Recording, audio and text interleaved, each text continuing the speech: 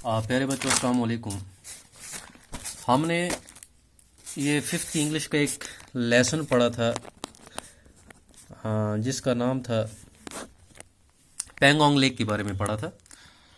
तो इसके हमने क्वेश्चंस भी किए। अब इसमें कुछ ग्रामर वर्क है। कहता है use the correct tense from simple future tense. हमें क्या करना है, सिंपल फ्यूचर टेंस का इस्तेमाल करना है in the following sentences, in sentences में। तो मैंने आपको पहले ही बोला है कि भाई फ्यूचर टेंस जो है इसकी सबसे बड़ी निशानी ये है कि इसमें हम शैल और विल का क्या करते हैं, इस्तेमाल करते हैं। ठीक है, तो जब प्रेजेंट फ्यूचर या सिंपल फ्यूचर की बात आ जाए तो इसमें हम शैल और विल का क्या करते हैं, इस्तेमाल करते हैं।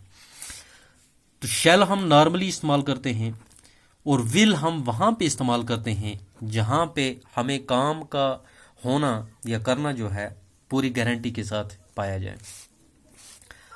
पहला ही पार्ट है इसमें, she dash me on Monday. आगे आपको दिया है मीट, तो हम लिखेंगे she will meet me on Monday. ठीक है। दूसरा है she dash my invitation, she will accept my invitation. I dash this work tonight, finish. I will finish this work tonight या I shall finish this work tonight, ऐसे shall भी लगा सकते हैं इसमें। ठीक है।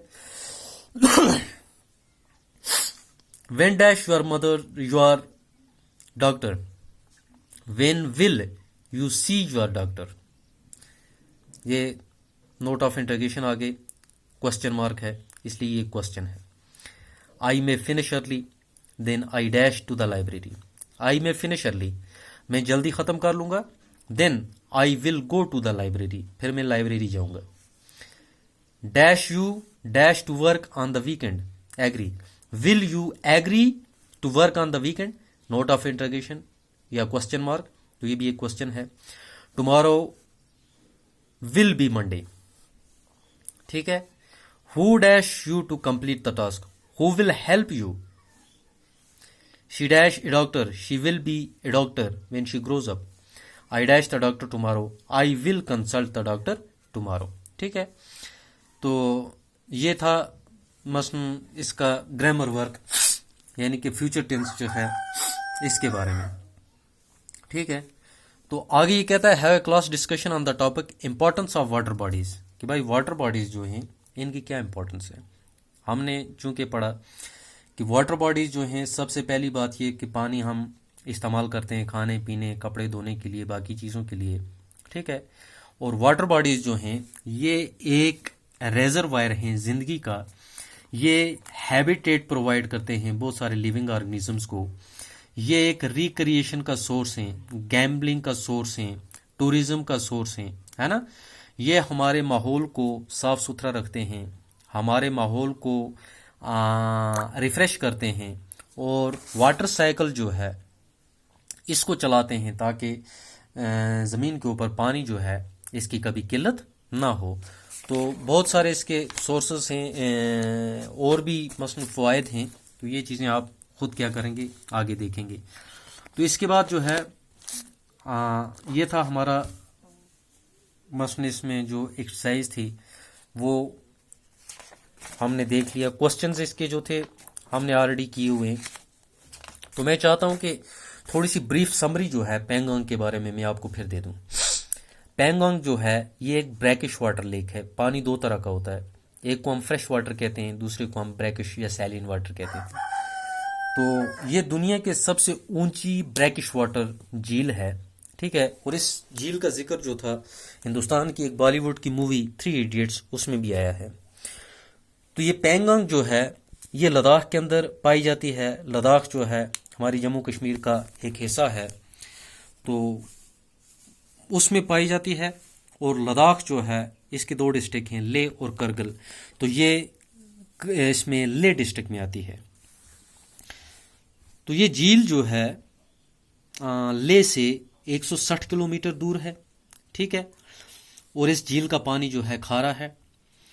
तो ये झील बहुत बड़ी है, इसकी लंबाई 130 किलोमीटर है और इसकी चौड़ाई तकरीबन 6 से 7 किलोमीटर है, ठीक है। और ये स्क्वायर किलोमीटर्स की अगर इसमें बात करें तो 700 स्क्वायर किलोमीटर्स इसका एरिया आता है, जबकि हमारी डल लेक जो है इसका एरिया जो है सिर्फ 11 स्क्वायर किलोमीटर्स है, ठीक है। पैंगोंग का मैंने आपको पहले ही बोला कि सैलिन वाटर है, इसमें कुछ क्रस्टेशियंस वगैरह पाए जाते हैं, डक्स हैं, गुल्स हैं, ठीक है।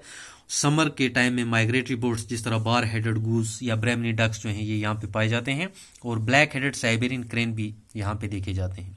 उसके बाद वाइल्ड लाइफ की अगर बात करें तो इस झील के इर्द गिर्द आपको कियांग और मारमोट जो हैं ये भी देखने को मिलेंगे, ठीक है।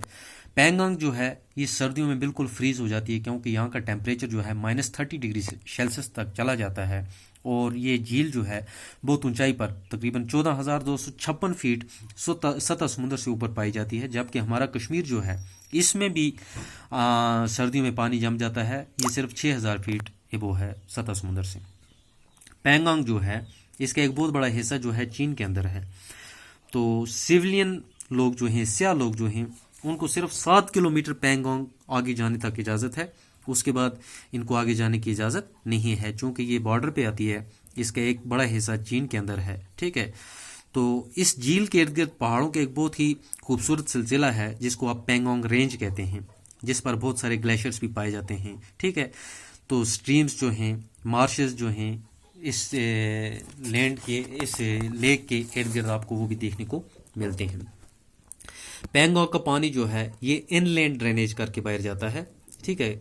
और कभी कभी इसकी एक आउटलेट ट्रिब्यूटरी थी जिसको जो इंडस रिवर में जाके मिलती थी, लेकिन वो नेचुरल डैमिंग की वजह से बंद हो गई, ठीक है। अब ये झील जो है ये भी श्रंक हो रही है, ठीक है। तो पैंगोंग झील के इर्द गिर्द एक गांव भी है जिसको आप स्पैंगमिक कहते हैं। तो यहाँ पे और भी बहुत सारे छोटे छोटे गांव हैं पैंगोंग के इर्द गिर्द जिनमें छोटी छोटी आबादी है। तो और यहाँ पे एक पहाड़ी सिलसिला है चैंगचिमू, जिसकी रिफ्लेक्शन जो है आप झील के अंदर भी क्या कर सकते हैं, देख सकते हैं, ठीक है। तो ये गांव जो हैं ये सिर्फ समर्स में वहाँ पे रहते हैं। तो अपने भेड़ बकरियों को, पश्मीना वाली बकरियों को लेके रहते हैं और बाद में ये चले जाते हैं। ये खाना बदोश हैं, ये टेंट्स वगैरह लगा के रहते हैं जिनको ये रिबो कहते हैं, ठीक है।